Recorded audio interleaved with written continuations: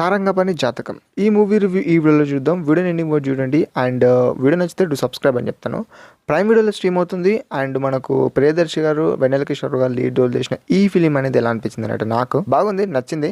Especially నాకైతే ఆ second హాఫ్లో లైక్ పార్టీ సీన్స్ ఉంటాయి, అక్కడ కొంచెం కామెడీ వర్కౌట్ అయిందని చెప్పుకోవచ్చు మెయిన్గా.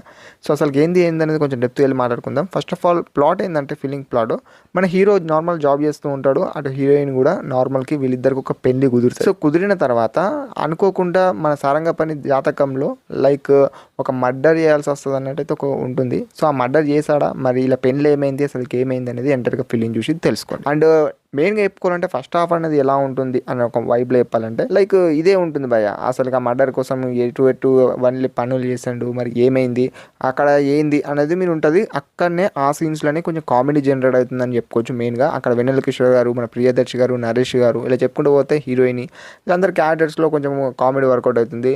లైక్ ఆ బర్త్డే పార్టీలో కానివ్వచ్చు, అండ్ మన నరేష్ గారి కామెడీ ఇలా కొంచెం నవ్వే సీన్స్ అయితే ఉంటాయని చెప్పుకోవచ్చు. మెయిన్గా ఇంటర్వెల్ పోర్షన్ చూసుకున్నట్టయితే ఓకే అనిపించింది. ఇక సెకండ్ హాఫ్ అయితే చెప్పాను కదా, వైజాగ్లో ఒక పెద్ద పార్టీ జరుగుతుంది. సో ఆ పార్టీలో జరిగే సీన్స్ అయితే మీరు ఎంటైర్గా అక్కడనే అదే హోటల్లో మీరు జరిగే సీన్స్ అనేది మీరు ఫిలిం చూస్తారు. సో అంతకుమించి ఏం లేదు. క్లైమాక్స్ కూడా అక్కడనే ఎండ్ అయ్యింది. క్లైమాక్స్ పోర్షన్ చూసుకున్నట్టయితే భయ్య కొంచెము ట్విస్ట్ అయితే ఉంటుంది. ఆ ట్విస్ట్ని మీరు ముందుగానే ఎక్స్పెక్ట్ చేసేస్తారని నేను అనుకుంటున్నా. నేనైతే ఎక్స్పెక్ట్ చేస్తాను, కానీ ఫిలిం చూస్తే మీకు అర్థమవుతుంది. సో భయ్య మొత్తం ఉన్నది చెప్పేస్తున్నాం అంటే లేదు, మీకు అక్కడ ఇలా జరుగుతుందని చెప్పాను, కానీ స్టోరీ అయితే ఏం చెప్పలేను కదా అదన్నట్టు. మూవీ అంతా ఒకటే ప్లాట్ మీద రన్ అవుతుంది. సో డిఫరెంట్ లొకేషన్స్లో అంతకుమించి ఏం లేదు చెప్పుకోవాలంటే.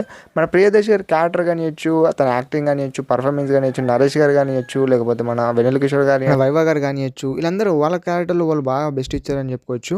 అండ్ ఫిలిం అనేది బాగానే ఉంది, ఒకసారి చూసే విధంగా అయితే ఉంటుందని చెప్పుకోవచ్చు ఒక ముక్క చెప్పాలంటే. అండ్ ఫ్యామిలీతో చూడొచ్చు అంటే ఎస్ డెఫినెట్లీ చూడొచ్చు. అంత అడల్ట్ కంటెంట్కి సంబంధించిన అయితే సీన్స్ ఏమీ లేవు, కాకపోతే కొంచెం పాటికైతే హగ్స్ కానివ్వచ్చు, రొమాంటిక్ పార్ట్ అలా ఉంటుంది, అంతకుమించి ఏమీ లేదు.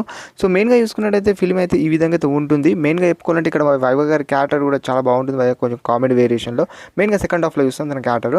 సో ఇలా అయితే ఉంటుంది. బ్యాక్గ్రౌండ్ మ్యూజిక్ కానిచ్చు, సాంగ్స్ కానిచ్చు ఓకే అన్నట్టు అనిపిస్తుంది. అండ్ యాగా సారంగపాణి జాతక మూవీ అయితే ఈ విధంగా ఉంటుంది. వీడియో నచ్చితే సపోర్ట్ చేయండి.